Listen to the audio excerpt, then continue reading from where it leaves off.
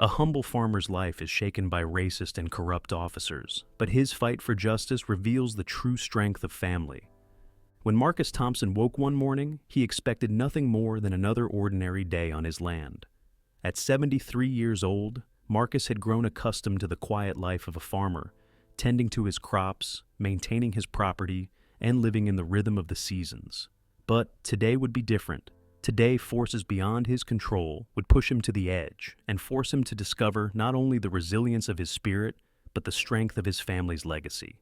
The sun had barely risen when Marcus made his way out to the fields. His old body moved a little slower these days, but his hands were still steady as they worked through the familiar routine of checking his plants.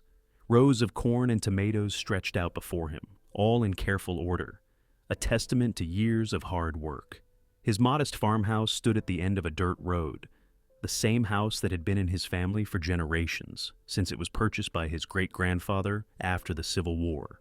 Marcus had always felt a deep sense of pride knowing his family had worked this land for so long, especially as black farmers in the South. His grandfather had told him stories about the struggles they faced in keeping their land and how they were determined never to give up, no matter how difficult things became. Those stories stuck with Marcus through every hardship, every storm, and every lean season. The land was more than just property to him.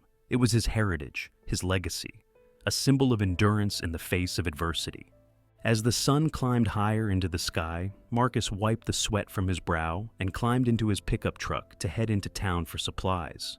He didn't go to town often these days. Most people there barely acknowledged his existence, despite knowing him all their lives. The quiet tensions of the town weighed heavily on him whenever he had to interact with others, especially given the growing animosity that had simmered under the surface since more black families began moving into the area in recent years. Marcus pulled into Tom Parker's general store and stepped out of the truck, feeling the familiar crunch of gravel beneath his boots. The sound reminded him of the countless times he had visited this very store with his father, back when times seemed simpler. But even then, Marcus knew that simple didn't mean fair. "Morning, Mr. Thompson," Tom called from behind the counter, smiling warmly. Tom was one of the few people in town who always treated Marcus with respect. "How's the farm treating you?" "Morning, Tom. Can't complain. Crops are doing well this year," Marcus replied, his voice deep and calm as always. Tom chuckled. "That's good to hear. Folks around here always say your tomatoes are the best in the county. My mama swears by them for her canning." Marcus gave a slight smile, appreciative of the compliment, but his eyes scanned the store, noticing how some of the other customers avoided looking at him. He was used to it, the sidelong glances, the whispers that followed when he walked by, and the subtle tension that never seemed to fade in this small southern town. He'd faced this kind of behavior all his life, and though he had grown used to it, the weight of it never lessened. As he paid for his supplies and made his way back to the truck, Marcus felt the familiar knot of unease settle in his stomach. The feeling intensified as he noticed a patrol car parked near the edge of the town square. Its lights off, but its presence unnerving nonetheless. On the way back home, that unease turned into dread when Marcus saw the same patrol car behind him, the unmistakable flash of red and blue lights filling his rearview mirror. He pulled over to the side of the road, keeping his hands visible on the steering wheel, his heart pounding. Two officers, Deputy Davis and Officer Scott, approached his vehicle. Davis, a stocky man with a scowl permanently etched on his face, knocked on the window. "License and registration," Davis demanded, his tone sharp, without a hint of respect. "Morning, officers. Is there a problem?" Marcus asked, trying to keep his voice steady. "Your taillight is out," Officer Scott said from the other side of the truck. Marcus frowned, his mind racing. "With all due respect, officer, I checked the lights this morning, and they were working fine." "You calling us liars?" Davis snapped, his hand resting dangerously close to his belt. "No, sir," Marcus replied, feeling the tension rising. "Just stating a fact." "Step out of the vehicle," Davis ordered. Marcus complied, moving slowly to avoid any sudden movements.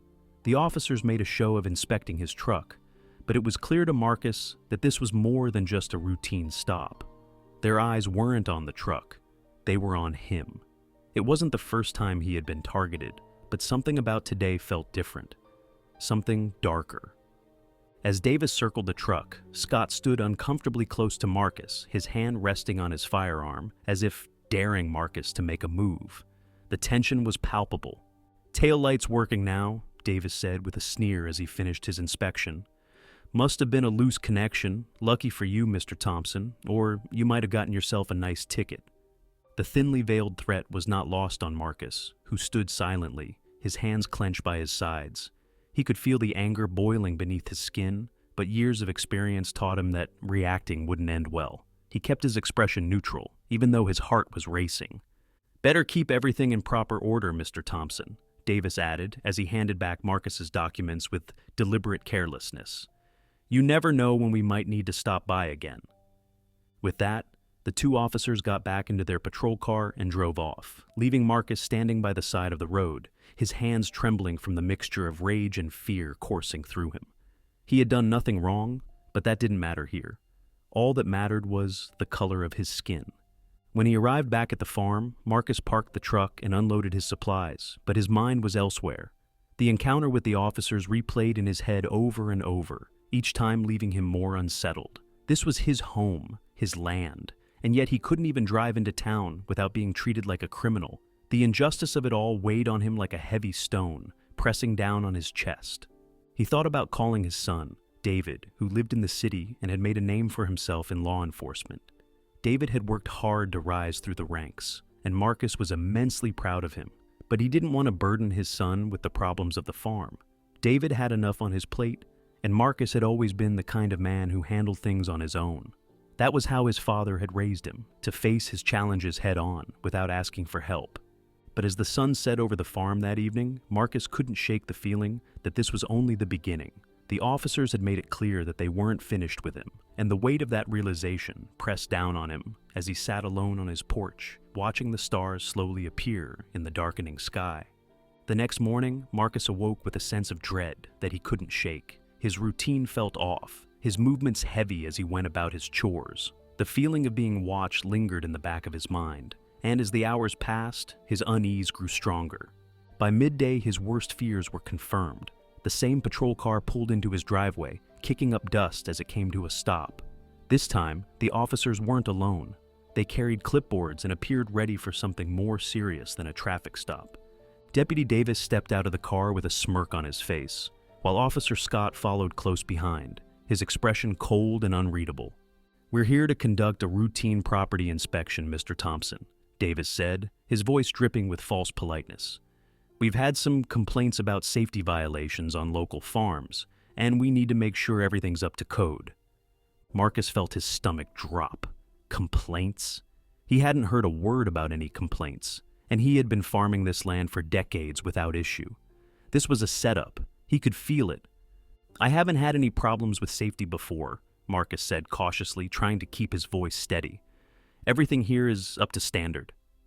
"Well, times change, Mr. Thompson," Davis said with a smug grin, "and so do regulations. We need to make sure you're keeping up with the times." For the next hour, Marcus followed the officers around his property as they picked apart every detail of his farm.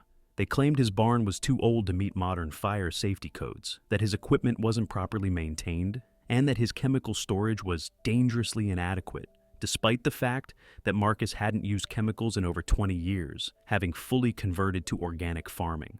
"These are serious violations," Davis said, tapping his pen against the clipboard. "Could result in some hefty fines, maybe even a shutdown if they're not addressed soon." Marcus could feel the blood drain from his face. "A shutdown? I'm in the middle of the growing season. You can't just shut down my farm over a few minor violations." "Well, we don't want that to happen, do we?" Davis replied, his tone sickeningly sweet. "Maybe we can work something out, off the record, of course. A little cash might help smooth things over, keep the inspectors from coming back too soon." Marcus stared at him in disbelief. They were trying to extort him, plain and simple. He didn't have the kind of money they were asking for, and even if he did, he wouldn't give it to them. This was his land, his family's legacy, and he wasn't going to let these corrupt officers take it from him. "I don't have that kind of money," Marcus said, his voice firm despite the fear gnawing at his insides. "That's a shame," Davis said with a mock frown, "because if you don't pay up, we'll have to report these violations, and I'm sure the authorities will shut you down in no time." Marcus stood there, his fists clenched at his sides, knowing he was trapped. There was no way out of this without losing everything he had worked for. That night, after the officers left, Marcus sat at his kitchen table, staring at the photograph of his late wife Ruth that hung on the wall. He could almost hear her voice in his head, telling him to stand up for what was right, to fight for their family's legacy. But how could he fight when the system itself was rigged against him? With a heavy heart, Marcus picked up the phone and dialed his son's number. He had always tried to protect David from the harsh realities of life on the farm, but now he had no choice. He couldn't face this battle alone. "Dad, why didn't you tell me sooner?" David's voice was filled with concern when he answered. "They're shaking you down. This is extortion." "I didn't want to burden you, son," Marcus replied, his voice tired. "You're not a burden. I'm coming home. Don't give them any more money. We'll handle this." When the officers returned the following week, they were met with an unexpected sight. David was there, standing tall in his FBI jacket, badge gleaming in the sunlight. "This stops now," David said, his voice firm. "You're both under arrest for extortion and abuse of power." The look of shock on the officers' faces was priceless as federal agents emerged from unmarked cars, ready to take them into custody. The nightmare was over. As the town buzzed with news of the arrests, Marcus stood on his porch, watching the sunset. For the first time in weeks, he felt a sense of peace. His farm was safe, his family's legacy intact, and the darkness that had threatened to take it all away had been vanquished. But more than that, Marcus realized that he wasn't alone. He had his son, his community, and the strength of his ancestors behind him. Together, they had faced injustice and overcome it. And as the whippoorwill called out from the woods behind his house, Marcus smiled, knowing that no matter what the future held, he had the strength to face it. What would you have done in Marcus's shoes when faced with such injustice? If this story touched your heart, don't forget to hit subscribe. Every bit of support helps me continue bringing these heartfelt stories to life, and I'm so thankful to have